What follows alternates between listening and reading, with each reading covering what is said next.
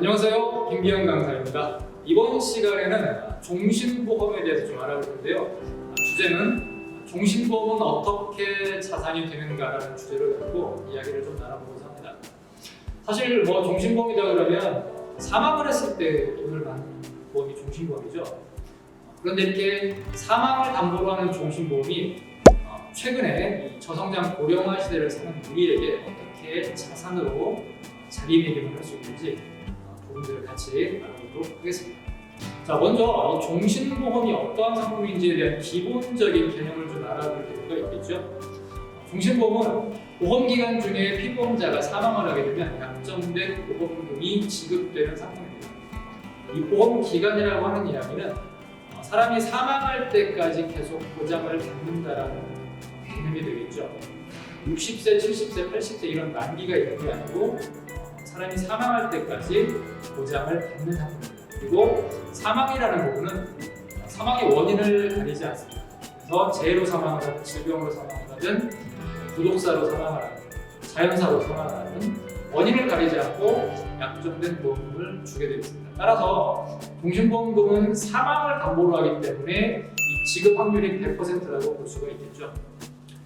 단, 사망을 담보로 하기 때문에 이 피보험자로 가입할 수 있는 사람은요 15세 이상 된 사람만이 피보험자로 설계가 가능하겠습니다. 자, 그래서 화면에 보시는 것처럼 이렇게 보험을 가입하고 보장자산이라는 이 사망보험금은 바로 보장을 받습니다. 그래서 가입 즉시 보장을 받게 되죠. 예를 들어서 어떤 사람이 3억짜리 종신보험을 가입을 하고 그 다음날 계단에서 불러서 잘못해가지고 사망을 했다. 그랬을 때 이 3억이라는 보험금이 바로 지급이 되는 상품이 되겠습니다. 다음 페이지. 자, 그런데 이 약관에 보면 사망보험금이 지급되지 않는 경우가 세 가지로 구분이 되어 있습니다. 그거 잠깐 확인을 한번 해보도록 하겠습니다. 보험을 가입할 때는 보험 계약자가 있고 피보험자가 있고 보험 수익자가 있죠. 자, 그래서 피보험자가 사망을 하면 보험금이 지급이 되는데요. 자, 계약자가 피보험자를 고의로 해치거나 피보험자 자신이 본인을 해치거나 보험 수익자가 피보험자를 해치는 경우, 고의로 피보험자를 해치는 경우는 보험금이 지급이 되지 않습니다. 특히 피보험자가 피보험자 자신을 해치는 경우는 자살에 해당이 되겠죠. 그런데 2년 이후에 자살을 하게 되는 경우는 자살보험금인 일반 사망보험금이 지급이 되게 되겠습니다. 다음 페이지. 자, 그런데 종신보험은 이렇게 사망보장을 가지고 만들어진 상품임에도 불구하고요 하나의 자산이 더 생기게 되는데 이게 바로 해지환급금이라는 적립금 자산입니다. 이 해지환급금은 시간이 갈수록 계속 증가하는 구조로 되어 있는데요. 해지환급금이 운영되는 적립금에는 두 가지 방식이 있습니다. 첫 번째는 공시이율을 적용해서 적립금이 계속 올라가는 구조입니다. 공시이율은 변동금리가 적용이 되는데 따라서 금리가 올라갔다 떨어졌다 할 수 있겠죠. 근데 금리가 계속 떨어질 수가 없기 때문에 금리가 떨어질 때 이 정도까지는 보장을 해주는 최저 금리를 가지고 가게 됩니다. 이게 변동금리의 특징이 되겠습니다. 또 하나는 변동금리가 아니고 확정금리형 상품인데요. 해지환급금이 계속 확정금리로 공리로 올라가는 형태의 해지환급금도 있겠습니다. 따라서 어떠한 상품을 선택하느냐에 따라서 해지환급금이 확정금리로 가는 거냐 변동금리로 가는 거냐에 따라서 환급률이 조금씩 달라질 수가 있겠습니다. 중요한 부분은 공시이율을 적용하든 확정금리를 적용하든 이 해지환급금은 계속 꾸준히 계속 올라간다는 사실이 매우 중요한 포인트가 되겠습니다. 다음 페이지. 그래서 이 종신보험의 자산이 어떻게 형성되는지를 한번 정리를 한번 해볼 텐데요. 첫 번째는 앞서 말씀드린 것처럼 이 사망보장이라는 보장자산이 되겠습니다. 그래서 가입 즉시 보장을 해주는 거죠. 자, 그런데 이 사망보장은 누구한테 필요할까요? 경제활동을 하면서 돈을 벌고 있는 사람이 누군가 가족을 거느리고 부양가족이 있다는 경우에는 매우 중요한 자산 중에 하나가 보장자산이 될 겁니다. 왜 그럴까요?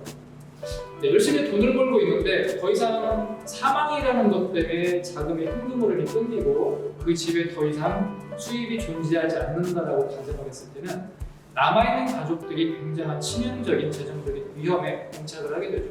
그런 경우를 대비해서 이 보장자산은 매우 중요한 부분이 되겠습니다. 자, 두 번째는 이렇게 내가 내는 보험료 부분이 있을 겁니다. 보험료는 일정 기간만 내고 그게부터는 안 내게 되겠죠. 그래서 올라갔다가 어느 순간부터는 평평하게 이렇게 보험료의 원금 부분이 만들어져요. 또 하나 중요한 자산은요, 해지환급금이라는 건데, 해지환급금 앞서 말씀드린 것처럼 계속해서 올라가는 구조로 되어 있습니다.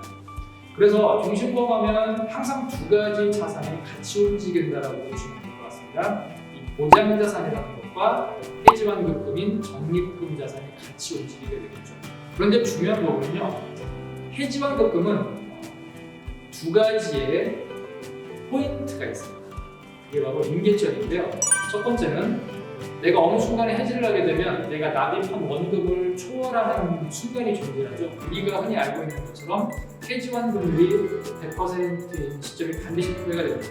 그리고 한참 더 시간이 지나면 해지환급금이 사망보험금을 넘어서는 순간이 존재합니다. 그래서 종신보험은 이 손익분기점이 두 개가 존재하게 됩니다. 내가 해지했을 때 납입한 원금을 넘어서는 시점 하나가 있고, 한참 더 시간이 지나서 해지를 했을 때 사망보험금을 능가하는 시점이 하나가 있습니다.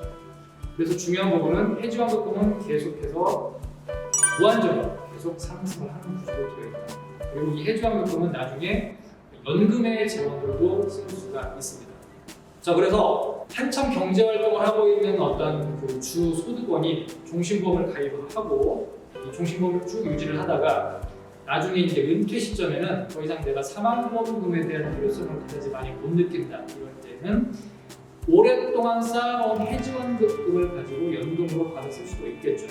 그래서 보장자산과 해지환급금으로 연금자산을 같이 활용할 수 있는 보험이 종신보험이 되겠습니다. 자, 여기서 이제 의문점이 하나 될 겁니다. 이렇게 해지환급금이 계속 올라가가지고 사망보험금을 넘어서게 되면 정말 그때부터는 사망보험금이 어떻게 될까요? 그림에서 보시는 것처럼 해지환급금이 사망보험금과 같아지는 시점까지는 가입금액인 사망보험금이 보장자산이 되겠습니다. 그리고 이 해지환급금이 사망보험금을 넘어가는 순간부터는 당연히 해지환급금 이상의 사망보험금을 지급을 하게 됩니다. 자, 그래서 정리를 하게 되면 종신보험은 3대 자산으로 압축을 할 수가 있는데, 첫 번째는 보장자산이 되겠죠. 경제활동을 하고 있는 한 소득원이 그 사람의 재정적인 가치를 견모로 해서 설계를 할 수 있는 내용으로 종신보험의 가장의 사망을 재정적인 가치를 담아내는 상품이 되겠습니다. 두 번째는 저축자산이 계속 올라가게 되죠. 해지환급금이 계속 올라가기 때문에 특정한 목적자금으로 쓸 수가 있겠죠. 대표적으로 자녀의 교육자금, 자녀의 결혼자금 이런 부분들을 충분히 활용할 수가 있겠습니다. 마지막 세 번째인데요. 은퇴자금으로 역시 해지환급금을 쓸 수가 있기 때문에 종신보험은 크게 보장자산과 저축자산 그리고 노후자산으로 세 가지로 자산을 형성하는 매우 좋은 상품이라고 정리할 수가 있겠습니다. 자, 과거에 사망보험금만 생각했던 종신보험이 이렇게 자산으로 자리매김하기까지는 많은 그 트렌드를 따라가려고 했던 노력들이 있었고요. 시중에 많은 상품들이 고객의 니즈와 사회적인 트렌드를 반영을 해서 자산 형태로 자리매김을 하고 있다고 볼 수가 있겠습니다. 이상 강의를 마치겠습니다.